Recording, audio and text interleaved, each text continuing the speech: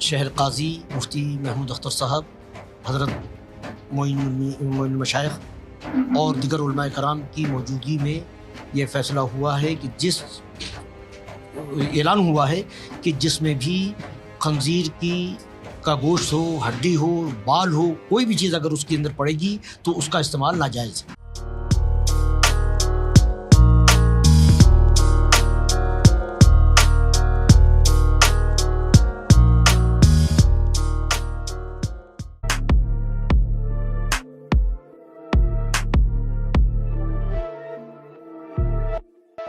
ہاں یہ ضرور ہے کہ کہیں کچھ لوگ کچھ افواہیں اور کنفیوژن پیدا کرنے کی کوشش کر رہے ہیں، لیکن میری سب سے یہی اپیل ہے کہ اپنے اور اپنے گھر والوں کی جان کی حفاظت کے لیے اور کووڈ-19 جیسے موذی مرض سے محفوظ رہنے کے لیے سبھی کے لیے لازمی اور ضروری ہے کہ اس اپنا ویکسینیشن ضرور کرائیں۔ یہ دوا آئی ہے اور یہ مفید دوا ہے، اس کو استعمال میں لانے کی کوشش کرنی چاہیے۔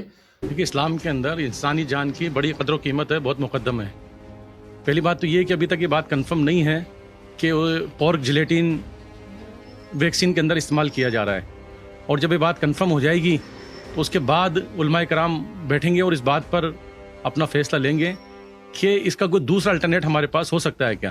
اگر کوئی دوسرا الٹرنیٹ ملتا ہے تو اس الٹرنیٹ پہ جانے کی بات کی جائے گی، اور اگر نہیں ملتا ہے تو جیسا کہ قرآن نے کہا کہ بہت اضطراری کیفیت جو ہے اس کیفیت کے اندر جو حرام چیزیں ہیں ان کو استعمال کرنے کی اجازت دی گئی ہے۔ قرآن کا فیصلہ یا قرآن کی آیت ہے سورہ بقرہ کے اندر، میں آیت کا حصہ پڑھ رہا ہوں، اسے بتانے کے بعد کہ تمہارے اوپر یہ انما حرم علیکم المیتۃ والدم ولحم الخنزیر وما اہل لغیر اللہ بھی وما اہل بھی لغیر اللہ، کہ تمہارے اوپر یہ چیزیں حرام کی گئیں جس کے اندر سے ایک خنزیر کا یا سور کا گوشت بھی ہے۔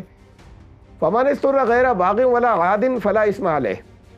تو اب جو ایسی کنڈیشن میں سخت بے چینی کی پھنس گیا اضطرار کی حالت کے اندر کہ وہ اس کے بغیر اس سے برداشت نہیں ہو رہا، تو ایسی حالت میں یہ نہیں کہ وہ حلال ہو جائے گی بلکہ گناہ نہیں ہوگا حرام کام کا۔ یہ اصول دوسری جگہ پہ بتایا کنزیوم کرنے کھانے پینے کی چیزوں کے معاملے میں، سورہ انعام کے اندر 6 سورت کے اندر آیت نمبر 119 میں وَقَدْ فَصَّلَ لَكُمْ مَا حَرَّمَ عَلَيْكُمْ، یہ تو تمہیں تفصیل سے بتا دیا کہ حرام کیا کیا ہے تمہارے اوپر، إِلَّا مَا اضْطُرِرْتُمْ إِلَيْهِ۔ People may be concerning about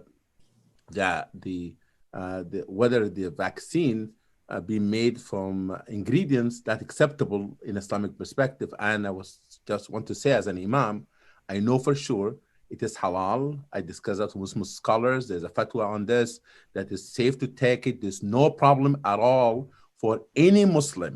Halal is an Arabic word meaning lawful and refers to permissibility under Islamic law. The broad framework for approaching vaccines from the Islamic perspective is approaching it from the concept of medical treatment, said Dr. Muhammad Ghali, a specialist of biomedical sciences and Islamic ethics at Hamad bin Khalifa University in Qatar.